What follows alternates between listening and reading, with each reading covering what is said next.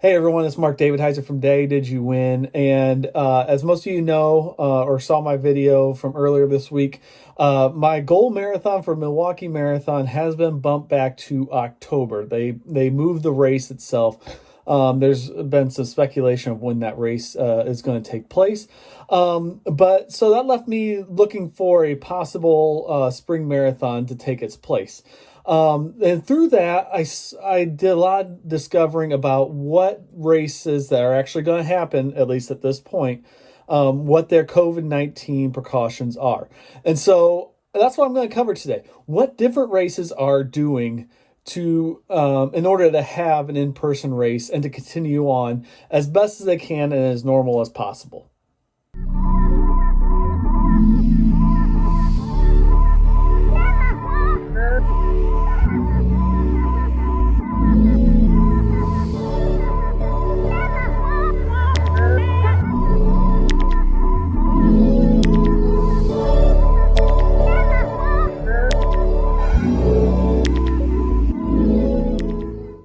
So as I was saying, looking for a possible race to replace Milwaukee Marathon, it's not that easy.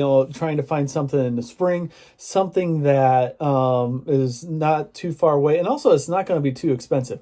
Also, another requirement that I have is that they have to have a half marathon, and that's so my wife can run a goal race for herself as well. So this is where I'm starting off with. We're going to start off with the Carmel Marathon, which is scheduled to be held 1 week earlier than what Milwaukee is. So on April 3rd, 2021. This race is still on. They do have quite a plan. And so let's look at that plan right now. So the Carmel Marathon, I looked at this one first because it is in central Indiana. It is close to home. And here's what they're going with here. The event grounds near the I can never pronounce that right, provides plenty of space and social distance before and after a race. We ask that all participants be respectful and mindful of others' personal space, blah, blah, blah. Masks will be required for all pre-race and post-race activities, but not required when running or walking while on the course. If you don't have a mask, they will provide one. Masks are required for spectators at the start-finish line and cheer zones along the course when social distancing is not possible. Hand sanitizer will be at the expo and also around the race grounds as well. All volunteers at the event will be required to have temperature checks and also wear masks and gloves while helping at the event. Total field size capacity numbers for the half, 10K, and 5K have been reduced in order to allow adequate social distancing before, during, and after the race. Bibs will be assigned when you check in at the expo, reducing number of people in lines. Corral sizes will be reduced to allow social distancing inside the corrals. Participants will be assigned a corral and wait from the fastest to slowest expected finish time to reduce number of passings on course. Volunteers will place water cups and Gatorade on tables and not distributed by hand, eliminating touch points between volunteers and runners. Participants will have to pick up their medals from a table at the finish, as volunteers will not be placing these around the finishers' necks to eliminate volunteer touch points. All finishers' foods will be placed on tables for participants to pick up and not handed out by volunteers to reduce volunteer touch points as well. And then you see about the age group results and awards as well. And of course, virtual race is an option as well. So that's all well and good. I think that's a good plan for Carmel Marathon. Obviously, I think the one part that's going to slow everybody down is the aid stations. And this is going to be a common theme that you're going to see throughout these races that I have done some research on. None of them are really handing out water. They will have their fluids on a table. Some you'll see differences in their aid stations as well. As we go on as far as what is being provided as well. So let's go on to the next race, and we're going to look at the Hall of Fame Marathon. By the way, I did not choose the Carmel Marathon because the half is sold out right now. They do still have some marathon spots, but as I said, if I can't get my wife to run as well in the half marathon, we're just not going to do it. All right, so here is the Pro Football Hall of Fame marathon procedures of what they're going to do. No in-person race expo. They will be mailing everything out. That includes your race bib along with race weekend instructions on April 15th. If you have moves, okay, so we can skip that part.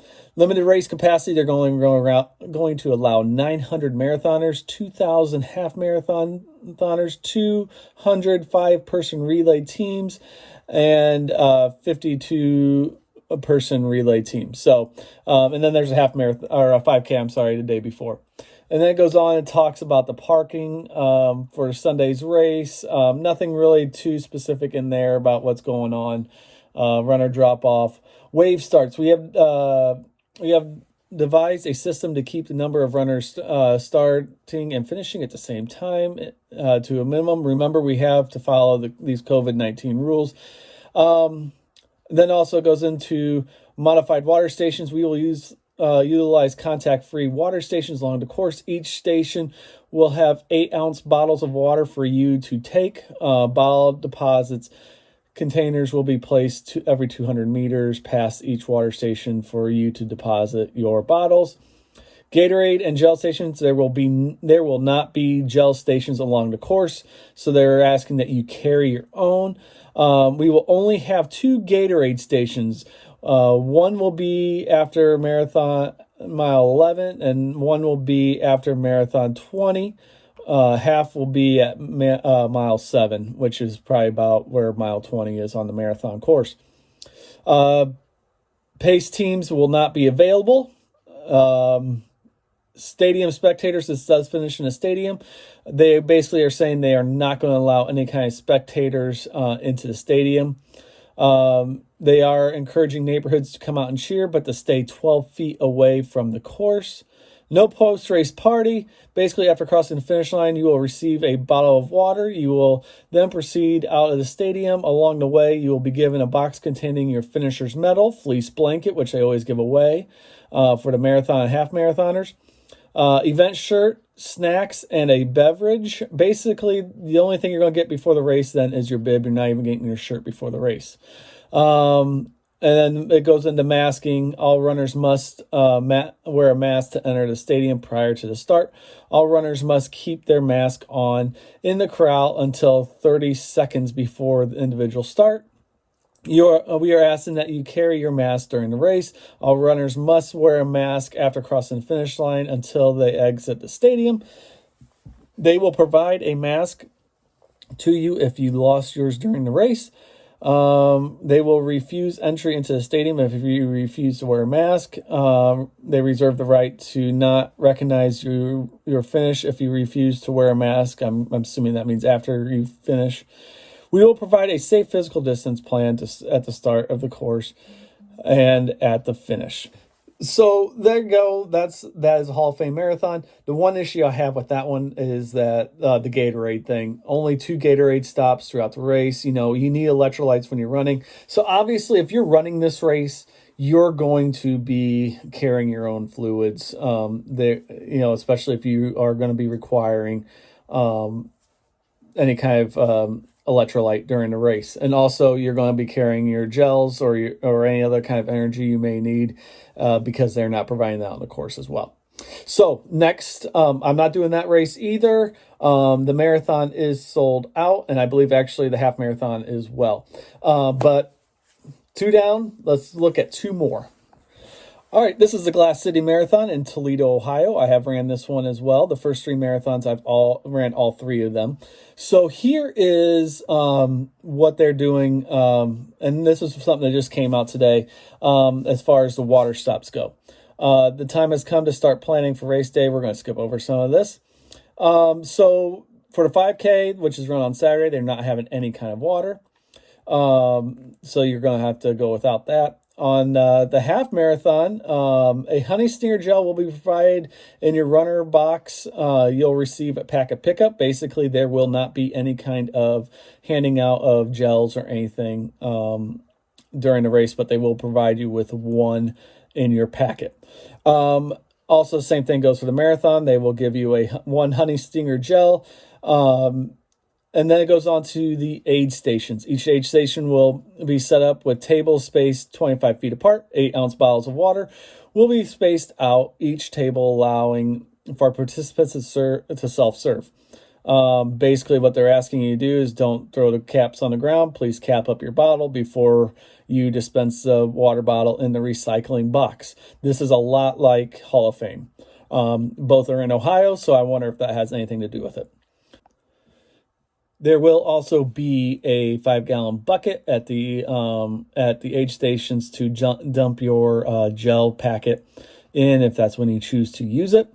It does not specify if it's at just one certain aid station. So here's the rest of the COVID safety plan for the marathon. The expo, during normal times, the expo serves as packet pickup. Obviously, that's going to have to change this year. An outside packet pickup and expo held over several days to accommodate social distancing, stadium attendance orders, and allowing a few vendors. The location is going to be in the football stadium on the concourse. The dates will be Thursday, Friday, and Saturday of race weekend. No race day pickup will be offered. Packets will be distributed as prepackaged gift boxes, including your finisher's mug, which I usually give that to you after you finish, your finisher's medal, so you'll get that actually before you run, and your participation shirt. Field size, 10,000 total athletes will be allowed. That means 2,000 for the 5K, 600 kids for the kids fun run, 1,700 for the marathon, and 4,000 runners for the half marathon, and then 350 teams for their 5-person relay. That is, and both of these, the half marathon and marathon, are sold out already. So all participants will also be required to wear a mask during non-competitive times. So pre and post race, start line corrals, immediately at the finish line. All staff and volunteers are required to wear masks or face coverings at all times. All spectators are required to wear masks and face coverings as well. As it says later on, then 6 feet social distancing also for spectators. Must conduct a daily symptom self-assessment. Minimum spectators will be at the start-finish line. No spectators inside the glass bowl, which is the football stadium. Each participant shall be required to complete a declaration at packet pickup that they are not currently infected by COVID-19 and have not had or knowingly been in contact with someone experiencing any COVID-19 symptoms in the past 10 days. So it kind of keeps on going on and on, but those are the basics right there. Really, for this race, once again, the half and full, they're sold out already. There is a wait list. We're not going to do that. So Glass City Marathon is unfortunately out for us as well. So lastly, we are going to look at the Kentucky Derby Festival Marathon. So this is a race that I've actually never done, the Kentucky Derby Festival Marathon, and always been kind of interested in it. It just never really worked out. So I was really interested in doing this, especially given the circumstances that my race has been canceled. This one is in late April as well. I guess I didn't give you the dates of the other races, but that's okay.